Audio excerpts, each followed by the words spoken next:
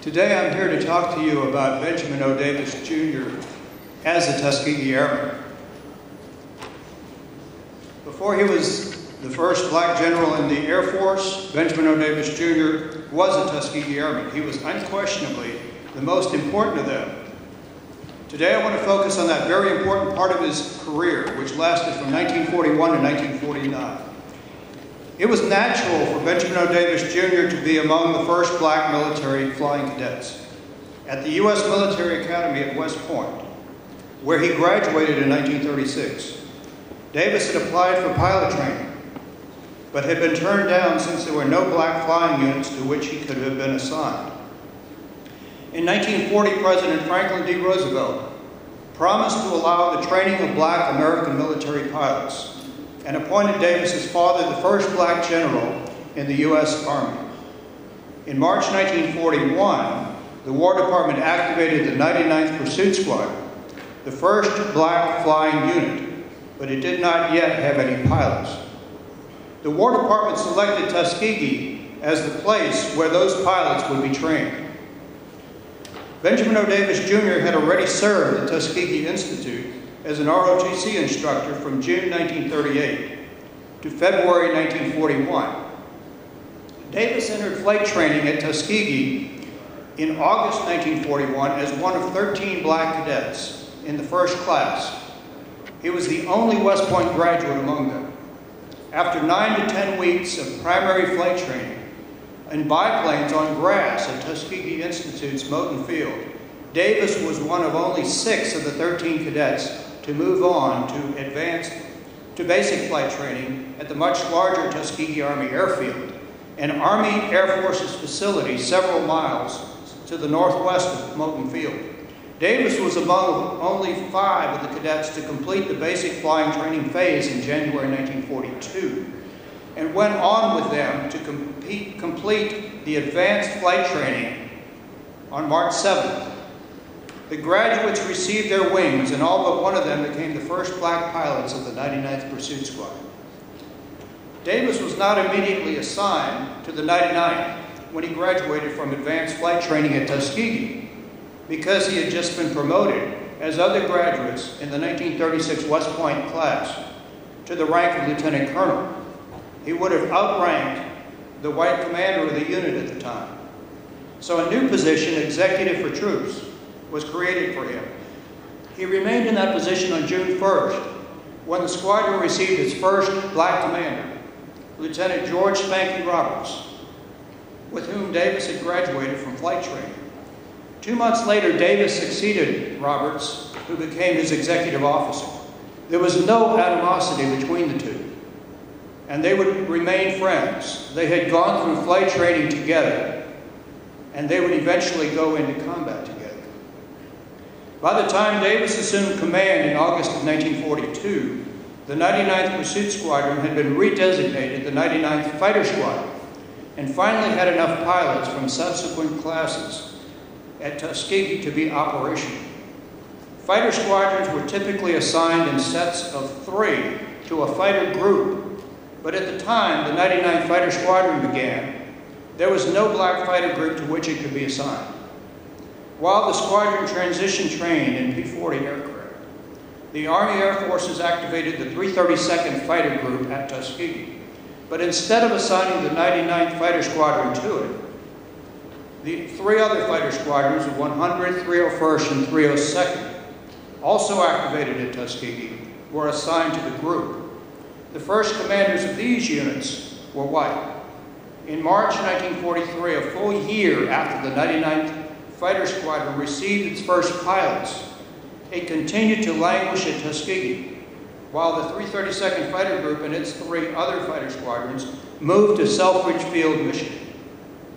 Finally, in early April, the 99th Fighter Squadron deployed, not to Michigan, but overseas. At last, the black flying squadron, first black flying squadron in history, would have a chance to show what it could do in combat, and Davis would lead them there. After proceeding by rail to the New York port of embarkation, the 99th Fighter Squadron crossed the Atlantic Ocean aboard the converted luxury liner SS Mariposa.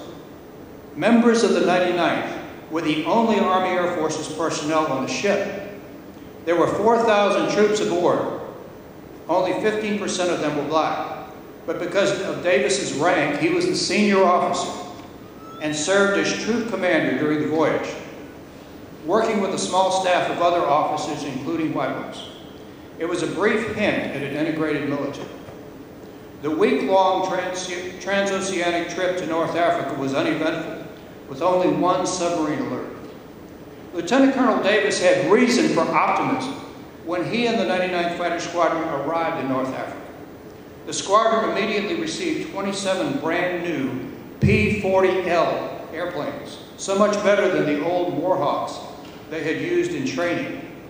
They also interacted with white veteran pilots from the 27th Fighter Group, such as Colonel Philip Cochran, who gladly gave them advice on how to fight the enemy. Since there was no black fighter group overseas to which the 99th Fighter Squadron could be assigned, it was attached in May of 1943 to the 33rd Fighter Group, a white fighter group that already had 3 assigned squadrons. Colonel William Momeyer commanded the group, which served the 12th Air Force and flew tactical missions in support of surface forces, land and sea. The group eventually moved from North Africa to Sicily and eventually to the mainland of Italy. In early September, Lieutenant Colonel Davis left Major Spanky Roberts in charge of the 99th and returned to the United States to assume command of the 332nd Fighter Group, which was preparing to deploy to Italy. Not long after he arrived, he was surprised to learn that a memorandum critical of the performance of the 99th Fighter Squadron had been sent from Momeyer's staff up the chain of command with endorsements from 12th Air Force Major Generals to Army Air Forces headquarters. The memo recommended that the 99th Fighter Squadron be taken out of frontline combat. Davis defended his squadron's record at a Pentagon press conference in mid-September, and the next month he testified to the War Department's McCloy Committee on Negro troop policies. Surely if the 99th Fighter Squadron was performing poorly in combat, Army Air Forces leaders would question whether the 332nd Fighter Group and its 3 other black fighter squadrons should be deployed overseas to take part in frontline combat. Davis and the future of black military aviation was on trial. In his testimony, Davis ably defended the combat record of the 99th Fighter Squadron and explained the challenges faced by the 1st Black Fighter Flying Unit in combat. Davis's arguments convinced Army Air Forces leaders to keep the 99th in combat, but to remove it from Momeyer's 33rd Fighter Group and assign it to another fighter group. Commanders of the other fighter groups to which the 99th Fighter Squadron was subsequently assigned or attached gave the black pilots more opportunities, and they excelled. When Davis arrived in Michigan to assume leadership of the 332nd Fighter Group in October of 1943, he was disappointed to learn that the previous group and base commanders, Colonel Robert Selway and Colonel William Boyd, had enforced racial segregation at Selfridge Field. Davis was the group's first black commander, and by the time it deployed to Italy in January of 1944, all its members were African Americans. Selway remained to assume command of the 477th Bombardment Group, the 2nd Black Flying Group, which was activated at Selfridge just after the 332nd departed. The 332nd Fighter Group trained with P-39s, and that is the kind of aircraft that flew first for the 12th Air Force in Italy. P-39s were more capable of destroying targets on the ground than enemy airplanes, and the group's pilots had little opportunity to shoot down enemy aircraft or become aces. Despite the fact that by February 1944, the 332nd Fighter Group and the 99th Fighter Squadron were serving in Italy and flying missions for the 12th Air Force, the 99th was not assigned to the 332nd until the middle of the year. Until then, the 99th continued to fly P-40 aircraft while being attached to various white fighter groups, while the black 332nd Fighter Group and its other 3 squadrons flew P-39s. Major General Ira Aker, once commander of the 8th Air Force, was then commander of the Mediterranean Allied Air Forces, under which both the 12th and 15th Air Forces flew. By the spring of 1944, the 15th Air Force had 21 heavy B-17 and B-24 bomber groups assigned to it, but only 6 fighter groups to protect them against enemy fighters. Aker decided to move the 332nd Fighter Group from the 12th to the 15th Air Force and give it the new bomber escort mission. At the same time, he wanted the 99th Fighter Squadron to be assigned to the group so that all the black fighter squadrons would be serving together. That would make the 332nd Fighter Group the only fighter group with 4 squadrons assigned to it instead of 3. By the middle of 1944, the 332nd Fighter Group moved to Ramitelli Field near the east coast of Italy, and the 99th Fighter Squadron joined the other 3 squadrons already assigned to the group. The black pilots got new airplanes, first P-47s, and then P-51s, which were faster, more maneuverable, and had longer range than the P-40s and the P-30s that they had flown before. To distinguish their airplanes from the other fighter escort groups, they painted the tails of their P-51s a solid red. The P-51s of the other 3 Mustang groups had other colors or patterns. As leader of the 332nd Fighter Group, newly promoted Colonel Davis demanded that his fighter escort pilots stay with the bombers they were assigned to protect and not leave them to search for distant enemy fighters to shoot down. He knew that the Germans often used fighter decoys to lead away the escort so that other German fighters could more easily attack the bombers. Keeping their fighters closer to the bombers better protected the B-17s and B-24s they were escorting. But it also reduced opportunities for black pilots to shoot down enemy airplanes. Each of those heavy bombers had a crew of at least 10 men. To Davis, getting the bombers home safely was more important than shooting down enemy airplanes. Partly as a result of Davis's policy, there were no black aces in World War II because none of the black pilots shot down at least 5 enemy aircraft. Those who compared the 332nd Fighter Group with the other P-51 fighter escort groups of the 15th Air Force might have noted that the black pilots shot down fewer aircraft, but it was for a good reason. The 332nd Fighter Group flew 79 bomber escort missions for the 15th Air Force during the period between early June 1944 and the end of April 1945, and lost bombers to enemy aircraft on only 7 of those 179 bomber escort missions. The total number of Tuskegee Airmen escorted bombers shot down by enemy airplanes was 27. But the average number of bombers lost by the other groups in the 15th Air Force was 46.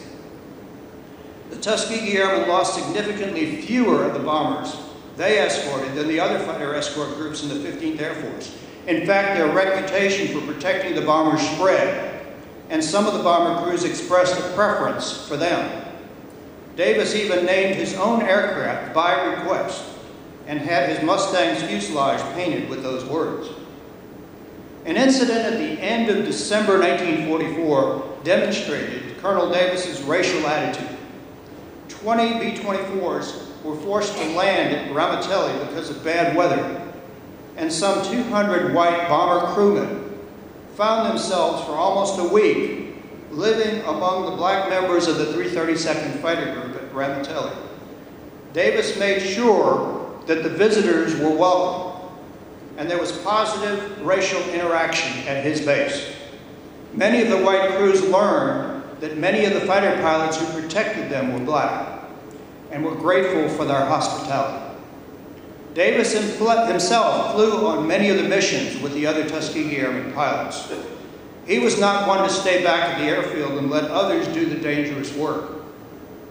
For the second heavy bomber escort mission on June 9, 1944, Davis earned a Distinguished Flying Cross. Present at the presentation ceremony on September 10th, there were no less than 4 generals, including Lieutenant General Aker of the Mediterranean Allied Air Forces, Major General Nathan F. Twining of the 15th Air Force, Brigadier General Dean C. Strother of the 15th Fighter Command, and Brigadier General Benjamin O. Davis, Sr., father of the recipient, who pinned the medal on his son. The citation noted that Colonel Davis so skillfully disposed his squadrons that in spite of the large number of enemy fighters, the bomber formation suffered only a few losses. In fact, only 2 of the escorted bombers were shot down by enemy airplanes that day. At the same ceremony, 3 other Tuskegee Airmen also received Distinguished Flying Crosses. It was not as if Davis was the only one being recognized for his achievements. Colonel Davis did not remain the only black West Point graduate serving with the Tuskegee Airmen in combat. While the 332nd Fighter Group served in Italy, Captain Robert Tressville arrived, and Davis appointed him commander of the 100th Fighter Squadron. The great majority of the Red Tail missions escorted bombers, but some of them were strafing missions. On April 15, 1945, Davis earned the Silver Star for leading a raid on an enemy rail yard in Austria that destroyed or damaged 35 locomotives and even more railroad cars. Colonel Davis himself destroyed or damaged 6 of the locomotives. The most famous of the Tuskegee Airmen missions in World War II was a mission to escort bombers attacking Berlin on March 24, 1945, the longest 15th Air Force mission of the war. On that mission, 3 of Davis's pilots each shot down a German jet. They could fly about 200 miles per hour faster than their P-51s. While Davis did not shoot down any enemy planes during the war, his Tuskegee Airmen shot down a total of 112. Back in the States, the only black bombardment group, the 477th, was still training for combat, moving from base to base. In April 1945, it was stationed at Freeman Field, Indiana. Colonel Selway continued to enforce his base segregation policy, and black officers resisted, some by entering the Officers Club reserved for whites, and some by refusing to sign the segregation regulation Selway had issued. He had more than 100 of them arrested. The controversy aroused national attention, and the Army Air Forces decided to move the 477th Bombardment Group back to Godwin Field, where it had been stationed earlier, because the white officers could then use the Officers Club at Fort Knox, which was next door. The ultimate solution was to reassign all the white officers of the 477th Bombardment Group to other groups and to make the 477th an all-black group, just as the 332nd was. By the summer of 1945, the war in Europe ended, and the 332nd Fighter Group was inactivated. Colonel Davis was reassigned to the 477th, becoming its first black commander. At the same time, the 99th Fighter Squadron was reassigned to the 477th, transforming it from a bombardment group into a composite group. In 1946, after the war ended, the group moved from Godwin Field to Lockbourne Field, Ohio. Lockbourne replaced Godwin as the only all-black Army Air Forces base in the United States. In a sense, Davis had become head of the nation's black Air Force, and Tuskegee-trained pilots went to Lockbourne to serve under him. On July 1st, 1947, the 332nd Fighter Group replaced the 477th Composite Group at Lockbourne, and all the black personnel were reassigned to it. In August, the 332nd Fighter Wing was established and placed over the 332nd Fighter Group, and Davis moved up from group to wing commander. The next month, September 1947, the United States Air Force was born, and aviation organizations that had been part of the U.S. Army were transferred to it. Colonel Davis became the only black wing and base commander in the new service. President Harry S. Truman issued Executive Order 9981 in 1948, the year after Air Force independence, mandating integration of all the military services.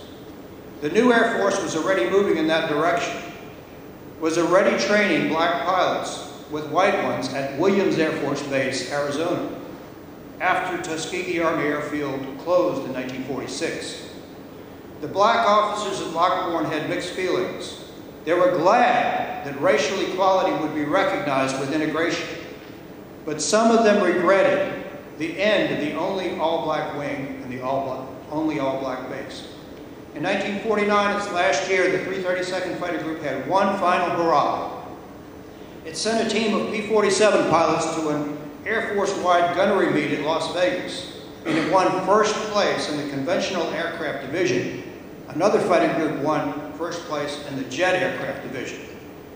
To conclude, the Tuskegee Airman chapter of Benjamin O. Davis's life closed in mid-1949 when his all-black 332nd Fighter Wing and its groups and squadrons were inactivated to implement the integration of the Air Force.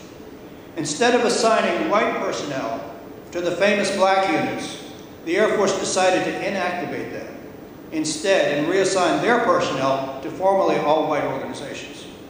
Davis himself was reassigned to Maxwell Air Force Base to attend Air University and begin a new chapter in his continuing distinguished career. Benjamin O. Davis, Jr. was unquestionably the most famous of the Tuskegee Airmen, having commanded its most important wing and groups. The members of those organizations succeeded in large measure because of their outstanding commander, and their exemplary record is a reflection of his leadership, honed no doubt in part because of his West Point experience. Thank you.